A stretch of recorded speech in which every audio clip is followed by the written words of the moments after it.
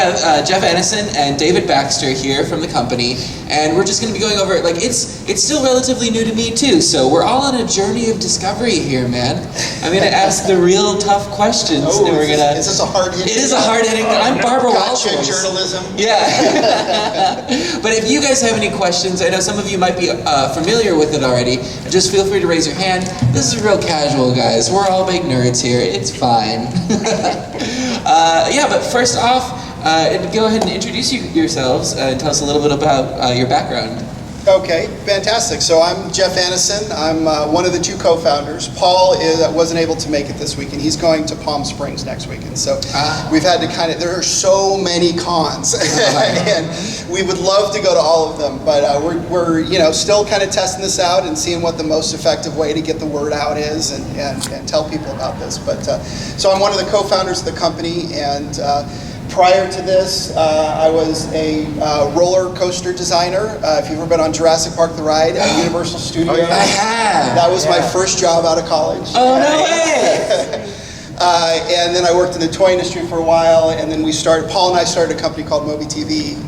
We were the first ones to launch live television on your cell phone. And then just a few months ago, we launched Legion M. Yeah! Hi, everybody. Can you hear me? No. Yep. So I'm David Baxter, and I am head of development for Legion M, which is a fancy way of saying I'm the guy who has to read everything and analyze it. As you can tell, I do sometimes, try to get dressed up a little bit for formal occasions. I'm also larger than life cosplay, and I found that by doing cosplay, it's kept me connected to fandom and to the whole experience of, pop culture. And prior to working with Jeff, I was a comic book writer. I wrote for Image Comics, a series called Marksman, a WGA writer. My first sale was the second episode of Star Trek Voyager. So I didn't know that. Yes, kind of did. Anyway, yeah, they stripped me of my credit because they wanted to keep all the money. There's an interesting thing around it. Anyway, the point is, I have some geeky proclivities. Yeah. In case that wasn't abundantly obvious. Yeah. And I was a development executive for many years, working for people like Dave Thomas from Second City Television. I've got to tell you, since I met Jeff and learned about kind of what his plan was, I have been a true believer. And this is a historic company. It's a historic idea, not just for us, but in general for the world of investing, where you have investors who are not passive, but who are actually active in trying to promote the product service idea behind a company. Yeah, so it sounds like we've heard a lot about the concept of Legion M, but can you give us like the elevator pitch of what is Legion M? Yes. So we are the world's first fan-owned entertainment company. Just out of curiosity, how many people here are already familiar with Legion M? Okay, so about half the people. How many people here are already investors in Legion M? Okay, dang. So 3 or 4. Fantastic. We like all of that. This is your panel. We like all of you. No. So basically, what we're doing is we're taking advantage of some brand new securities laws that just went onto the books about 6 months ago, that for the first time in history allow regular people, the general public, to invest in startup companies.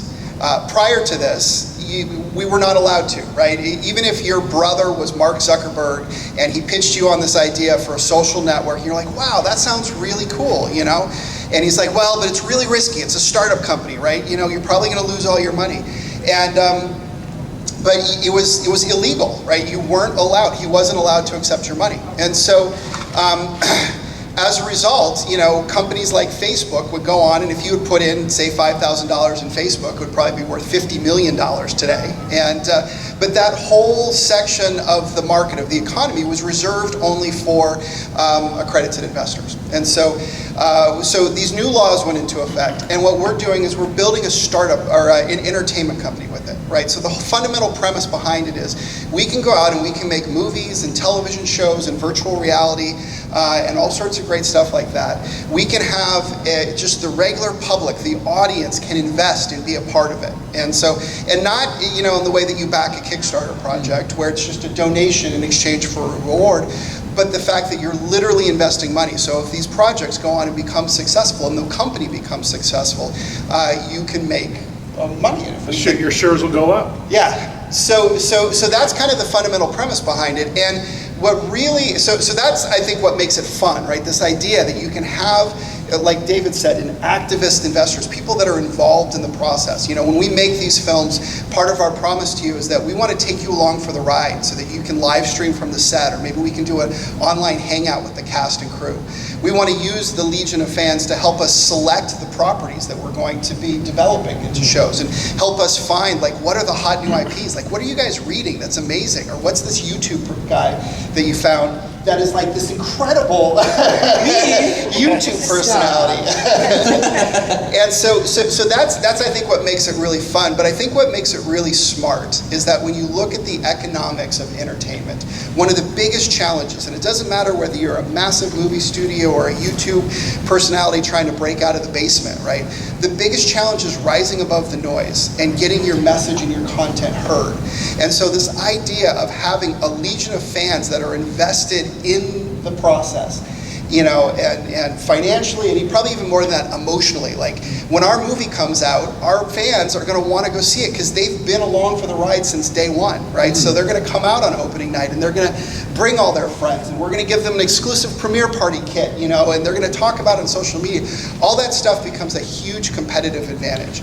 And so fundamentally, we believe that by developing movies and TV shows in this fashion, it gives us an advantage over Hollywood, which is an extremely competitive ecosystem. So. Yeah, and not only that, it seems like, and I see like a Green Lantern fan over here, it prevents movies like that being made. I mean, we have an advantage in that also we're much more nimble than a studio. Very recently there were a series of box office bombs of very expensive movies. And at the end of the day, if you are setting, like, it's got to be made by this date, and you're not taking care to make sure the script is right before it happens, you can throw as much money as you want at that. It could be really pretty, but it still won't be satisfying. And we're coming at it from a different angle, where we want material that's already been, in a sense, focus grouped by our own investors. I mean, obviously, we don't want to give away major plot twists and turns, but we can hopefully avoid some of the pitfalls that the major studios are encountering right now, because they're just trying to kind of repeat, if something is a success, they just want to repeat it as much as they can to get as much money as they can. Yeah. We're not about just the bottom line. I know that sounds like everybody says it, but because we are fans and because our investors are fans, we do have an emotional attachment. Yeah. We really care about it. We want to create art. We want to create those episodes on television where everybody just goes, oh my God, I can't believe I just saw that. Yeah. No spoilers, I won't spoil. but that speaks to kind of our intentions. Sure. Yeah, so if I'm an investor and I think the minimum is $100 for investors, where is my money going? Is it going directly to the studio? Is it going to a specific movie that I want to make? Or no, that's a great question. So, so first of all, just to clarify, we're not actually raising money right now. We just finished a round. We had a historic, May 16th was the date that these laws went into effect, and we were on that day. We were one of the very first companies to launch one of these campaigns. It lasted 3 months, and the cap that we're legally allowed to raise was $1 million. And 3 months later, we had $1.25 million worth of commitments. So it was oversubscribed. Like, we literally don't have enough room for everybody. Now we're trying to manage and figure out how to do that. But what will happen now is, we're going to go through a 3-month period, and then we're going to open up. There'll be another round. It'll be at a slightly higher valuation. And, sure.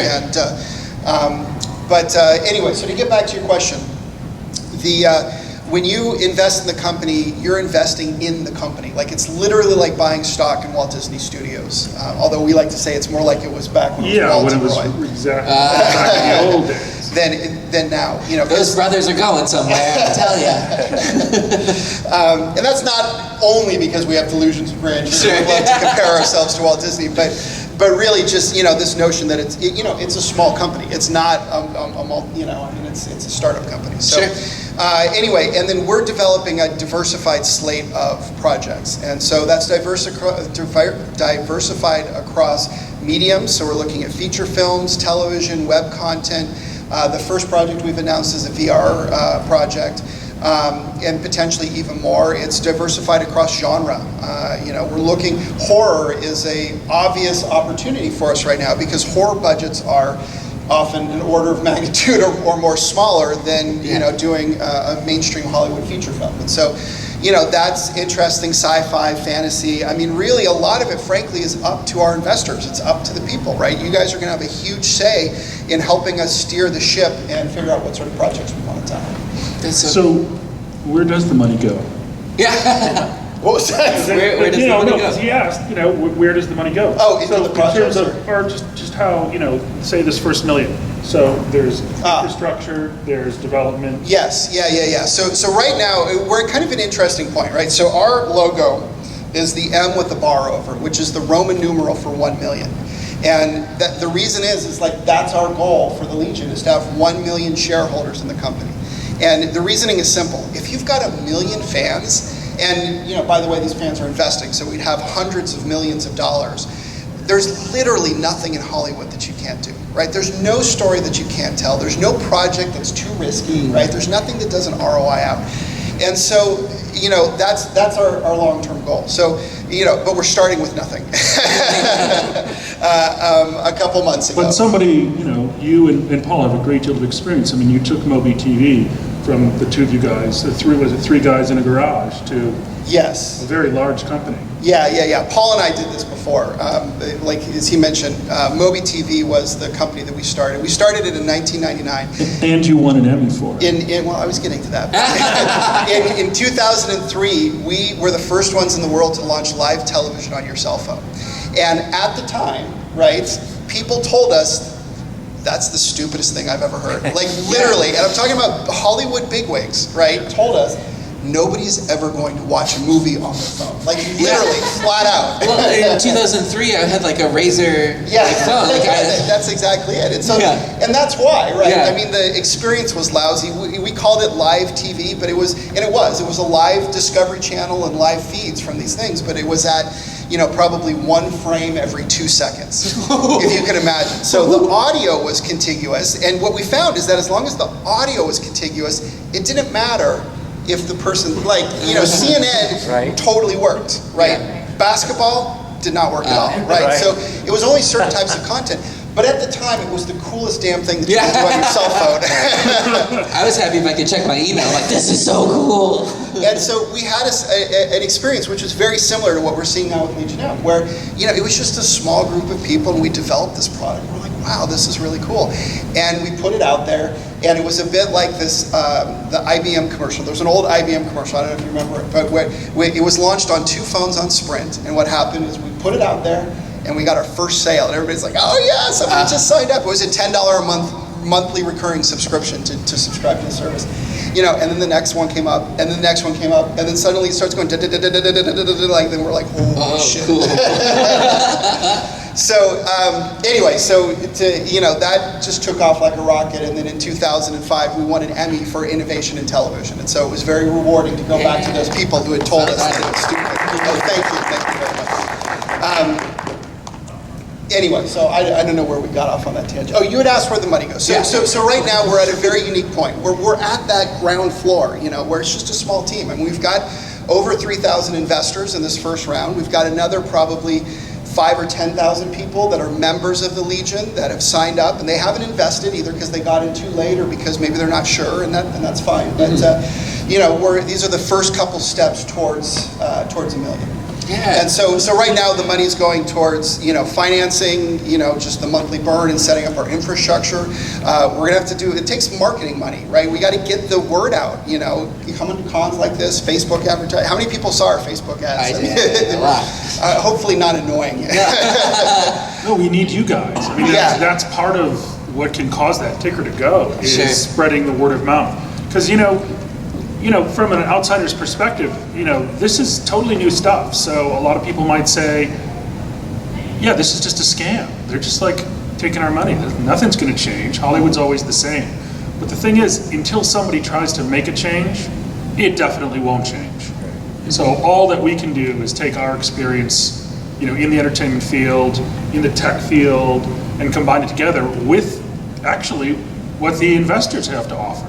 I mean, I cannot tell you the incredibly creative people that we have met in the investor group. And I don't think there's ever been any kind of thing like this before. So we're just blown away by everybody's, positive support of what we're doing. Yeah, and it's crazy because you guys mentioned that you reached $1 million in the first round, where you don't really have any properties out. Like it was all just the idea behind Legion. Yeah. And but you do have properties that are in development, and it seems like it's totally aimed at me. I'm the demo. Like, I want to see this Literally stuff. you. Yeah. What does Xander want? Yeah, exactly. Yeah. We did have that discussion. Yeah. In every development meeting, it's what does Xander want? What would Xander? And when will Xander make a parody of whatever it is that we're doing? That's the key. Then we'll know we did. Then we know we've made it. But you listed a little bit of what you're looking at. Can you talk a little bit more about the things that are definitely on the plate in the future, or is that top secret? Well, I'll tell you what. I'll talk about the stand, and then I'll let you, if you want to fill in around that. Not really say anything. So we haven't announced a ton of projects, and a lot of that is, Hollywood. Chicago Comic Con exclusive. Yeah, that's We're right. under a friend DA here. Nobody says anything. That's true. Yeah, we do have a terrible track record of letting things slip at panels. So please, so the first project that we announced is a virtual reality project with Stan Lee, and I don't know if you guys have seen, Stan Lee is a big believer in our company. If you saw that LA Times article, he was quoted in that. We had a party last week, or not a party, a little get together with some of our creative allies, and he just stopped by. Wow. That I saw a picture. blew my mind. We're sitting here drinking beers, and he literally just stopped by. Excelsior! I was like, oh. It's kind of like the Pope, I guess. Feels like it. Anyway, so the project is really cool, and what we're doing is, I don't want to get into too much detail because we've got another press release that is going to be coming out soon, but just to give you kind of an overall overview is it's a virtual reality interview with Stan. And so what we're going to do is we're going to sit him down. He's helping select his interviewer, and it hasn't been announced yet, I don't think. but there's some rumors as to people that we're trying to get, and a lot of it depends on schedules. But anyway, the idea is like an intimate interview where we sit down and we ask him the big questions, about his life and about his career and about the advice that he has for other creators out there. And we're capturing it using this really cool VR technology that captures him from every possible angle. It's like a snowball. Yeah, and so, he's sitting in the middle of a sphere with 41 4K cameras pointed at him from all directions. It captures like a terabyte per minute. Holy cow. That then the computer can stitch together and create a virtual stand now in virtual reality, right? And so what the whole idea is that then you can put on the goggles and you can get as close as humanly possible to being in the room with Stan Lee. Without being a creepy uncle. And we think that that's really cool, right? It's cool. There's We wish tens of we millions. could have done it before. If you could have sat down with David Bowie, Right. or Shakespeare, Right. just this idea of, there's so many amazingly talented people that we're going to lose. It's just the way things are. And if there were a way to capture them for the generations to come, so they can sort of look in that person's eye. It's different than watching somebody up on a screen or in a documentary, where you're the one who can kind of emotionally connect and see this person. That's what we would like to bring, and obviously we'd like to do, we're going to be going to our investors to say, who do we approach? And the amazing thing is that the more investors we have, it's 6 degrees of separation. You need to get to, I don't know, President Obama. Hey, I know him. That could happen. Maybe that has happened. Maybe. So anyway, yeah, so as David mentioned, this is intended to be the first of a series. And so that's the one project that we've announced. And then we've got, I don't know if you want to talk about vaguely about some of the other I can stuff. speak very vaguely. I mean, you have to understand that, when we are going over materials, we don't control them at that point. Which is to say, we haven't made a deal, a contract with the writer or the producer or the production company. And so we literally can't speak about it until we've, one, decided that this is the right material for us, and then two, we've gone through the negotiating process. What I can say is that we really want to have as diverse a slate as possible. I mean, the good thing about investing, in shares of a company versus Kickstarter is, if you don't like the product, you can troll about it, but there's really nothing else you can do. For us, if you don't like the stuff that we're making, sell your stocks, hopefully at a great profit. But we really hope to serve as many fandoms as we possibly can. Obviously, we'd love to revive Firefly. We'd love to bring certain properties back to life. In fact, your partner Bonnie was on an amazing show called The Quest. I don't know if anybody saw it. Yeah. Which was on ABC, and it was never officially canceled, and so it's remained in limbo. And because of that, it's impossible for anybody else to try to do something like it or to do it. And it just takes us time to be able to ramp up. To be in a position to kind of get to these bigger franchises, which we would love to reinvigorate. I mean, it's all about leverage. So as the Legion grows, we're going to have more leverage. And frankly, the people who own these properties are going to say, oh my God, these guys are like the blacklist. I don't know if you guys are familiar with the blacklist. It's become the arbiter of what's cool in scripts. We want to do the same thing for fandom. We want to be able to say, if Legion M is pursuing this is something that the diehard fans really, really, really want. So it's incumbent upon us to have that give and take. And a large part of our work is actually in addressing the community. And so we have to set up ways to do that.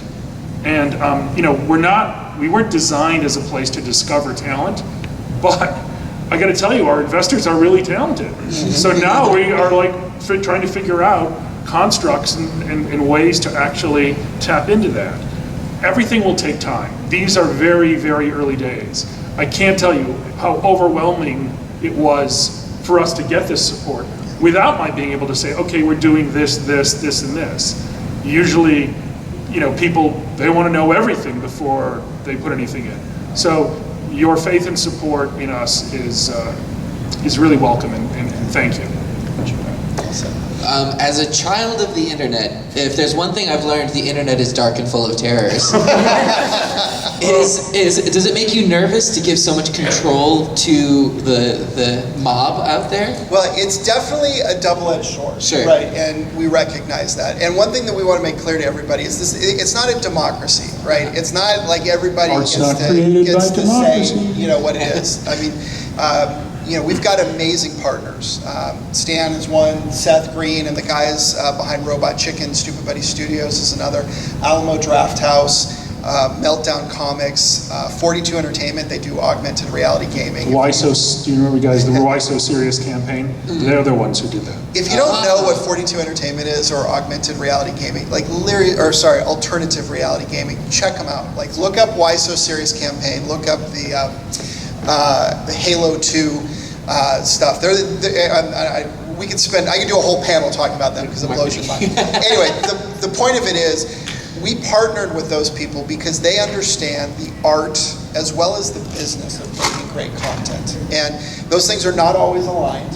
And all of us as fans have an opinion, but there's a reason why Seth Green gets paid an enormous amount of money to make content, right? Because he's good at it. And so just because I think that maybe it should be a little different, doesn't necessarily mean that it should. So what we do is we try and find ways to constructively use the Legion, helping us find a new property. Like, that's amazing. Like, that's helping us review properties. If we want to have like a digital film festival, we're going to back the winner of it, and turn that into a feature film. That would be a great thing to bring a Legion in. A lot of creators, like if you talk to Seth Green and you're like, hey, we've got this Legion of like, 3 or 10,000 people, that are interested in, and his eyes light up and like, oh, what if we did this? Oh, what if we did that? So the creators that we plan to work with are ones that see the value and want to find ways, to get it in. But at the end of the day, we believe firmly that you don't make great art by committee, right? You make great art by finding an artist and then backing off and letting them do their magic. So we turn over complete creative control to the creators that we're working with when we get to that point. But we do talk to the creators and we say, whatever you are willing, in any way that whatever you feel you can share without spoiling the magic, we do want to include you. Yeah, because there's a difference between being able to say, hey, come in and take a look at what's going on, and that we want to do as much as we possibly can without giving away spoilers, right? Because we want everybody to go see the movie. I think that's the whole idea. Well, and this is one of the differences between Kickstarter. A lot of the short films and so forth, they actually give away the short film as, the gift for contributing. I mean, if you own stock in Apple, they don't give you an Apple film. That the idea is to have the product so that the investors can get the most out of it, so that they can actually, profit as well as the company. Exactly. Yeah, one of the things that was mentioned in the article is you can say, like, go see my movie. Like, I was one of the investors in this company. Our movie. Yeah. Is Legion M planning to be like a one-stop shop for distribution, or are they looking at, like, if we made a TV show together, could we see it on ABC or CBS or something like that, or is it? So yes, okay. like, that's the plan. Like, we're definitely more focused, especially in the early days, of if we're working on a TV project, it's designed to be seen on ABC or network television or something like that, right? At some point, like once we get big enough, it's very conceivable that just our own distribution, right? If we've got 1 million shareholders, we can have our own. We could have our own. What's Crunchyroll? Theater chain? SVOD. Oh, yeah. I don't know about theater chain, but maybe. No, actually, we're working with Alamo Drafthouse, which is one of the most up-and-coming theater chains around. So, in fact, we essentially are a studio. Yeah. Because we can distribute and go directly into theaters. It's really very exciting. Yeah. So it's really focused on the mainstream today. But again, I mean, one of the nice things, I mean, we live right now in a golden age of entertainment, especially in television, right? It's really interesting because you see film kind of feature film kind of collapsing in on itself, but on the flip side, if you look at what you consider television, and that includes now, Netflix and Amazon and HBO and Crunchyroll and CISO and all that sort of stuff. Like, that is just like, that's where all the original stories are. For sure. I was reading a great article the other day that was talking about, if you go back like 10 or 15 years ago, the top 10 films of 2000 were like all original stories. Yeah. Right? 2016, the top 10 films are all remakes and sequels and reboots. Yeah. Right? And so a lot of that is just the whole economics and the culture of what the industry is driving towards in film. But the fact is that the internet has completely disrupted in a very powerful way all of these ecosystems. 15 years ago, 20 years ago, it would be very difficult or impossible for us to do what we're trying to do because everything was controlled by these massive gatekeepers. Mm-hmm. And now, because of the internet, there's dozens and dozens of these gatekeepers of smaller kingdoms, and if we don't like any of them, we can go over the top and go directly to people. And also, there was no way to discover niche fandom. I mean, there would be people who loved something, but they couldn't communicate with other people who loved it. They didn't know they existed. And the internet changed all of that. I mean, it really, allowed these conglomeration of fan bases. And now you can see the power of it, even in the release of Suicide Squad. It's fascinating to me. And it's really cool. Yeah, and more on like the tech side of it, do you have a way for people, like investors, to communicate directly to you guys, or is it like a message board or a chat room, or? No, it's a great point. Yeah, it's a little bit of a pain point right now. So we have a private Facebook group that when people invest or when you join the Legion, you get access to. Uh-huh. you know, it's, first of all, it's been absolutely fantastic. I mean, for me, and it's funny, like a big part of my job, Troll hunter. while we were raising the money, was troll hunting, right? Because we were spending money on Facebook ads to raise awareness. And you know, there's all sorts of experts on the internet you know, that would come in and say, "Oh, that's illegal. You can't have that." And we're like, "No, it used to be illegal, but the laws have changed." You know, Yeah. or "Oh, you know." Anyway, so that, like, it was hard, right? Because my job was literally to go and, you know, answer these comments, because I'm paying for an ad. And so the last thing I want to do is pay for an ad and you see an ad and there's some jerk there, you know, spouting incorrect information. But I would then go to this forum, and it was like my rejuvenation, because there people are like, "Oh my gosh, this is so awesome, I'm so excited," you know. And anyway, so the community has been fantastic. David alluded to it before. There's so many creators. There's so many creative people. It's a lot like the culture here. I mean, what I love about Comic-Con is everybody is enthusiastic, and they're accepting, and they're fun, and they're friendly. And that's really what we're striving. And I feel like we've got a lot of this in the Facebook group. The only problem is that it, you know, it started off like literally a month and a half ago. We had nobody, and now we've got over 2,000 people in it. Oh, wow. And it just became a little bit too crowded of a room with, you know, people trying to talk, and people are like, "Oh, I don't," you know. And so anyway, so we're in the process of rolling out some forums, and we're in the process of building perhaps? some gamification. What was that? Maybe an app, perhaps. Oh, yeah. Yeah, at some point we'll have an app. So that's actually a huge part of what we see as the challenge and the opportunity, is creating the infrastructure and the systems that allow, you know, this legion of fans. Like, if we can harness like even a tiny bit of the energy and enthusiasm of that, it's so powerful. And that's something that, again, in a very competitive world of Hollywood, you know, having that sort of competitive advantage is huge. Yeah. Well, and then you alluded to it before too, about like maybe rebooting properties that fans really want to see. But again, that's the world that we're living in, is the world of reboots and sequels or whatever. How are you going to go about curating like original content if it's something that I, as an investor, have never seen before and know nothing about? Well, this is actually one of the superpowers of the investors, is that this becomes essentially a movable fandom. Okay. So that if we introduce, say we find a novel that's been incredibly well reviewed, but not many people know about it. Like Oprah, we can, in a sense, bring. We start with books. The point is, if we've got 3,000, 10,000 people reading a book, and then they're like, "I'm going to do a cosplay," and suddenly that goes onto Pinterest. There are ways that we can introduce a new property that nobody's ever heard of, and then leverage that into the greater fan world. And thus, we, really one of our advantages would be to do original work. Sure. If we have a creator who already has a track record, especially, and they want to try something new. I mean, one great example is Guillermo del Toro, who goes back and forth between these really large films to do smaller films like Pan's Labyrinth.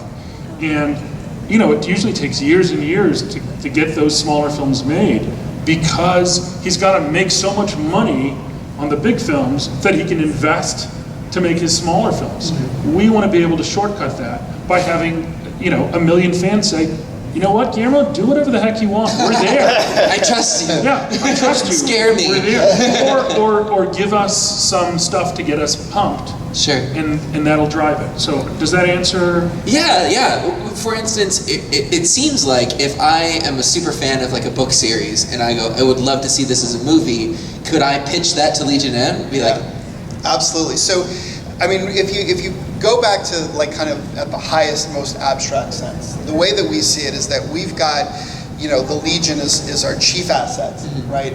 And within that, there's all of the, as scouts, like using the Legion as scouts to help us find properties. There's also original properties that are coming from within the Legion. I mean, a very significant percentage of the people that are in the Legion are creatives. They're people that are maybe in film school, or maybe they're, working a job but always have wanted to get into Hollywood. Or maybe there's a lot of people, frankly, that work in Hollywood but love this idea of having a fan-owned company. We were approached by the writer of Sharknado.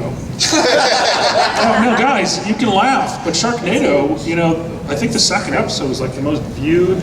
the second movie? The second movie was one of the most viewed movies For of sure. all time. It's amazing. And the writer, doesn't just want to be known for, making goofy Sharknado stuff. And, it's lovely to, we're literally getting approached. We got approached by Kerry O'Quinn. I don't know if you guys have ever heard of a magazine called Starlog or Fangoria. Yeah. But he was the original publisher before there was any kind of fandom, before there was any way to know what was going on behind the scenes. This is the guy who made the magazine and inspired J.J. Abrams, so pretty much you name it, Brian Singer, they all accredit their love to this guy. He saw this article that you guys all have and called us up and said, I want to find a way to help you guys. Whoever you want to meet, let's do it. Yeah. Nice. It's really been amazing. Yes. So really, I think the opportunity for us is to take all of this creative input that's coming in on one end and marry that with all these people who, again, have a vested interest in seeing the company succeed and would love to review a script or review a pitch or something like that. And so in a perfect world, we'll be able to develop a system where we can marry those two, and the really good stuff will bubble up to the top.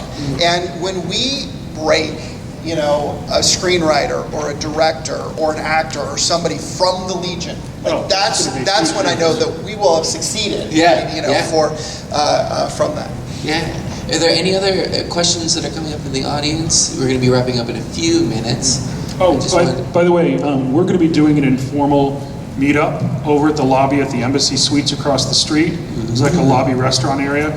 You're all invited. It's at 3:45, and Jeff and I will be there and just low key hang out. Yeah, if anybody has any questions or wants to talk or chat or whatever, we're here to hang out with our investors and people that are interested in learning more about what we're doing. Does this all make sense, what we've said? Yeah. We're not like crazy nuts? Well, Well, is there anything that you guys want to say before we wrap up? Anything that I missed? no, I mean not that I can think of. Again, if you you're should tell them when the next time we'll be able to invest. Oh yeah, if I'm a potential investor, do you know when I can get in on this action? Yes. so it'll probably be November will be our next round. But honestly, aside from investing, right, we view this as a movement, as much as a company. And there's plenty of people, like I said, you can sign up for free, and when you sign up, you literally get access to 95% of what the investors get to right now. And Where can I sign up for free? Oh, I'm glad you asked. Just thelegionm.com. Is the website. You can sign up for free, you get to join the private Facebook, you'll get our updates, you'll get all the behind the scenes, and it will put you on the list. You'll get dibs and priority when the next round opens, which will be in November. And there's no obligation, and if you don't want to invest, that's fine. We're perfectly happy to have you contribute however you want to contribute, or just lurk if you want to just lurk. Yeah, and even if you do invest, you can, up until I think 48 hours before the end, they can still back out? We don't know the specifics of how the one in November is going to work, but it does get you on the list, and if it does sell out, like the last one did, that actually could be valuable. Sure, it's a good problem to have. Yeah. Can you tell what the valuation is going to be based on what we did so far? You know what? I can't tell you. I don't know yet, right? So the valuation was $7 a share, for this first round, and I don't know if I had to venture a guess. I would say maybe a couple dollars more. It'll be, it's going to be a slow, steady, rise over, years. We're looking at this in the long term. And again, Paul and I have been through this. Like, we've scaled companies. Like, it doesn't happen like that. You just have to. And it's also, and I say this all the time because I want to make sure everybody's expectations are right. Like, it's a roller coaster. Like, sure. If you've ever been in a startup before, like, it seems everybody's like, oh yeah, Facebook, they started here and it just, went like that. And it's no. It's not like that at all. It's anybody watch Silicon Valley? Yeah. That show is dead on the truth. I kid you not. You are on top of the world one day, and the next day you're like, oh my God, we're all going to die. And we want to share that with you. That's what we think is so amazing, because it's totally addictive. It's intoxifying, and once you've done it, you'll be like, oh, I'm never going back to it. Well, And then you did it again. Will we get on the opening credits of Silicon Valley?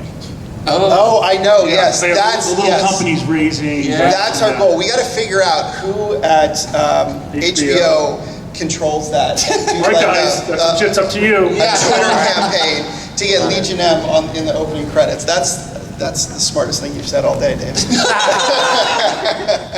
So it's thelegionm.com. Yeah, thelegionm.com. Where can people find you on like social media? Oh, just the Legion M. You know, it's Legion M official is our Twitter and our Instagram. We don't use our Instagram too much, but we'll probably be changing that. We're using it more and more. You can definitely find pictures. But Facebook is really probably where we're most active, and then probably second to that, Twitter. Oh, a real question about that too. Like we're here in Chicago, but where are most of the investors for like meetups and stuff like that? Oh, that's great, and that's actually a really interesting point. So we publish a map, right? Paul puts all the towns for not your home address, but the towns, where people have invested, and publishes a map. We got the 5-minute warning here. Thank you.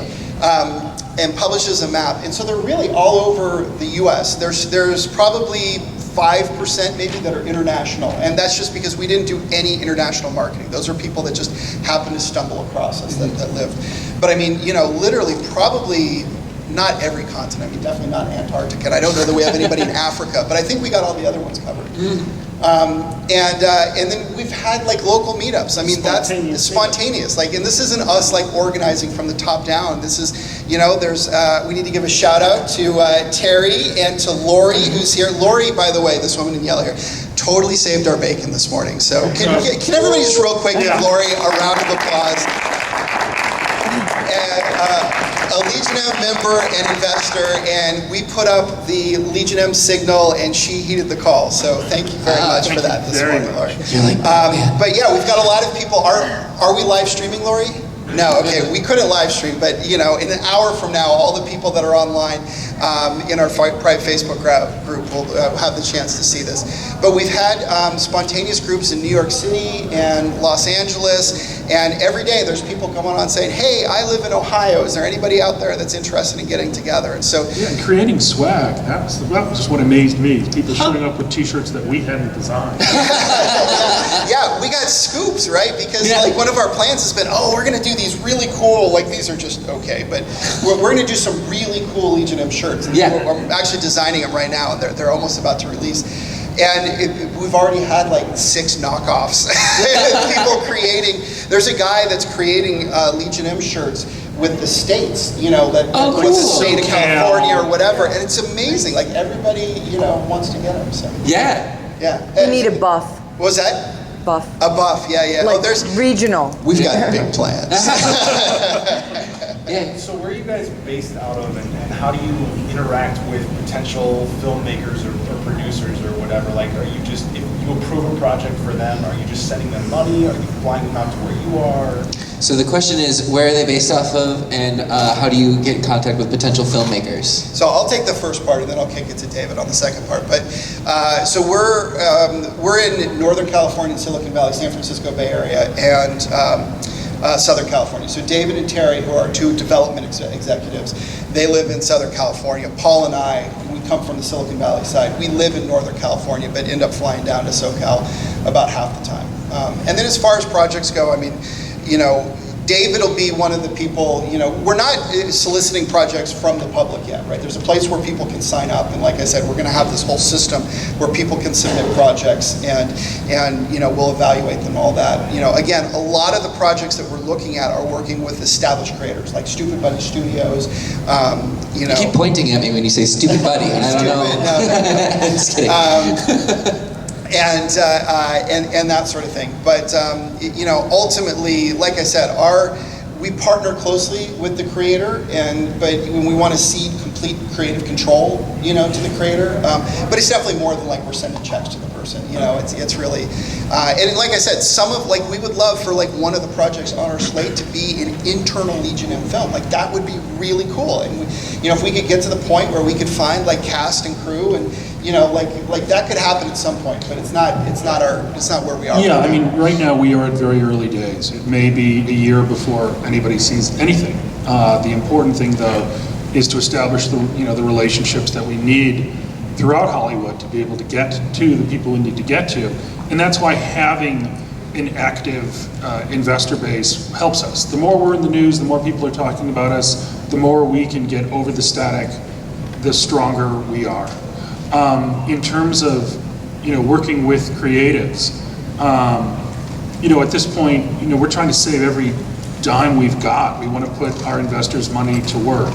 So, we have places that we can meet in LA. We have an office in Century City, but we try to keep our overhead to sort of zero. And but we're super startup scrappy. You know what I mean? We're staying down the street. We're sharing a room. And it's all because it was $100 cheaper. Than if we stayed at the convention center. And so it's again in the early days, it's all about just trying to survive. I mean, honestly, startup life is saying, okay, how can I get to the next milestone while spending as little money as humanly possible? Because you just don't have it. And then once we start a dialogue with a creator, we went to Guillermo del Toro's Bleak House to talk with him. So if they live out there, we're happy to go to them. However, but we do feel that you don't just send somebody money. You have to have a dialogue and talk to them about what their goals are and so forth. So directly, I guess, would be the answer. Talk with them. And unfortunately, that's about all the time that we have for today. But make sure that you take those questions that you have or any comments or you suck, throw that one away. Put a pin in it and take it over to the Embassy Suites. Yes, the lobby restaurant at 3:45 to 4:45. Jeff and I will be there. We've got buttons, stickers, more articles if you want to distribute to your friends. We really appreciate everything that you guys have done for us. We wouldn't be here without you. Yes. Thank you very much. Yeah, thanks so much for coming. Thank you.